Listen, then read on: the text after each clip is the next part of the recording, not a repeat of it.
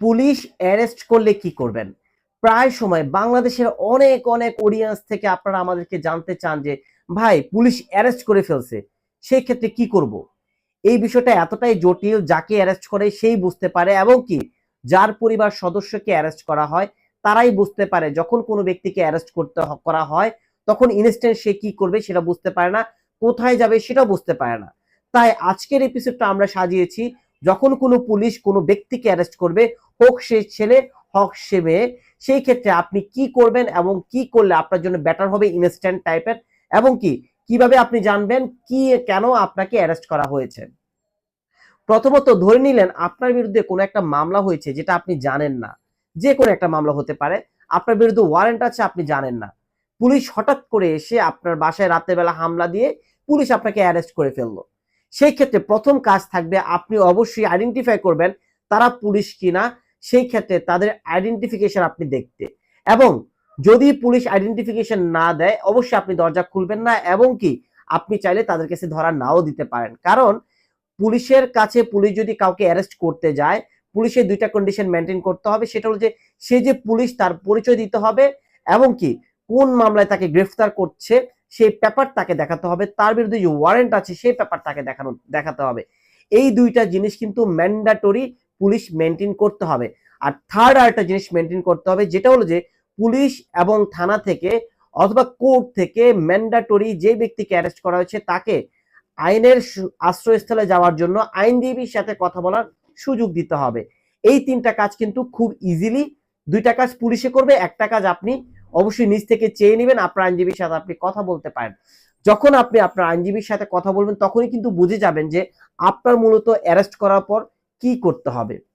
ধরে নিলাম ইনস্ট্যান্ট আপনি কোন একটা আইনজীবীর সাথে কথা বলতে পারছেন না, কিন্তু আপনি এজ এ পার্সন আপনাকে যদি অ্যারেস্ট করে, আপনি দেখতে চাইবেন যে কোন মামলায় আপনাকে অ্যারেস্ট করা হয়েছে। সাপোজ ধরে নিলাম আপনার বাসা থেকে আপনাকে অ্যারেস্ট করে থানায় নিয়ে গেল, থানায় কয়েদিখানায় আপনাকে রাখা হলো, তখন কোন মামলায় অ্যারেস্ট করেছে সেটা আপনি জানবেন। জানার পরবর্তীতে আপনি যদি পারেন আপনার কোনো রিলেটিভের মাধ্যমে যে মামলাটা হয়েছে জানার ট্রাই করবেন সেটা আপোষযোগ্য না আপোষযোগ্য না। যদি আপোষযোগ্য মামলা হয়, আপনার রিলেটিভের মাধ্যমে যেই ব্যক্তি মামলা করেছে তার সাথে কিন্তু ইনস্ট্যান্ট আপনারা কথোপকথন বলতে পারেন এবং আপোষের বিষয়ে বলতে পারেন। যদি যে ব্যক্তি মামলা করেছে সে যদি আপোষ করে ফেলে, আপোষ করতে চায়, সেই ক্ষেত্রে যখন আপনার অ্যারেস্টকৃত ব্যক্তিকে থানা থেকে কোর্টে চালান করবে, সেই কোর্ট থেকে কিন্তু আপোষ করা ব্যক্তি যদি বিজ্ঞ কোর্টে দাঁড়িয়ে বলে যে আমি আপোষ করে নিব, তাকে জামিন দিলে আমার কোনো সমস্যা নেই, আমার কোনো সে নেই, সেই ক্ষেত্রে কিন্তু বিজ্ঞ আদালত চাইলে তাকে কি করতে পারবে, তাকে জামিন দিয়ে দিতে পারবে। তাতে কোনো সমস্যা হবে না, তাতে কোনো জটিলতা হবে না, তাতে কোনো সমস্যা হবে না। এবং যদি সেকেন্ডলি মনে করেন যে না এটা আপোষ অযোগ্য মামলা, এবং কি বাদী যে মামলা করছে সে কোনোভাবেই এই বিষয়ে নেগোসিয়েশন করবে না, সেক্ষেত্রে অবশ্যই আপনারা যদি থানার ভিতরে থেকে কোনো আইনজীবী না পান, কোর্টের থেকে কিন্তু অবশ্যই আপনারা আইনজীবী পাবেন।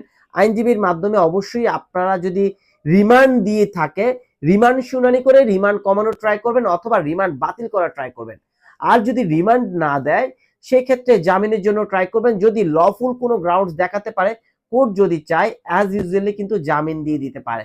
অর্থাৎ আপনার যদি যে অপরাধটা হয়েছে সে অপরাধের বিষয়ে যদি আপোষযোগ্য হয়, বাদীর সাথে আপনি আপোষ করে নিতে পারেন। আর আপোষ অযোগ্য যদি হয়, বিজ্ঞ আইনজীবীর মাধ্যমে অবশ্যই আপনি লফুল গ্রাউন্ড গুলো যদি পেশ করে বিজ্ঞ আদালতকে বোঝাতে পারেন, বিজ্ঞ আদালত কিন্তু চাইলে আপনাকে জামিন দিয়ে দিতে পারে। অর্থাৎ কোনো ব্যক্তিকে যদি ইনস্ট্যান্ট অ্যারেস্ট করে ফেলে, সেই ক্ষেত্রে অবশ্যই আপনি হিতাহিত জ্ঞান না হারিয়ে অবশ্যই আপনি চিন্তা চেতনা করে বিজ্ঞ বিশ্বস্ত আইনজীবীর মাধ্যমে কথা বলুন। অবশ্যই আপনি এই সমস্যার সমাধান থেকে দ্রুত বেরিয়ে আসতে পারবেন। আর যদি নিজে নিজে ভাবেন, নিজে নিজে চিন্তা করেন, তাহলে কিন্তু আপনি সমাধান পাবেন না। কারণ কোন আইনে কি আছে না আছে এটা আপনি কোনোভাবেই বুঝতে পারছেন না। এরপরও যদি একটু বেশি নিয়ে কোনো কিছু জানার থাকে অবশ্যই আপনি আমাদেরকে ইনফর্ম করতে পারেন।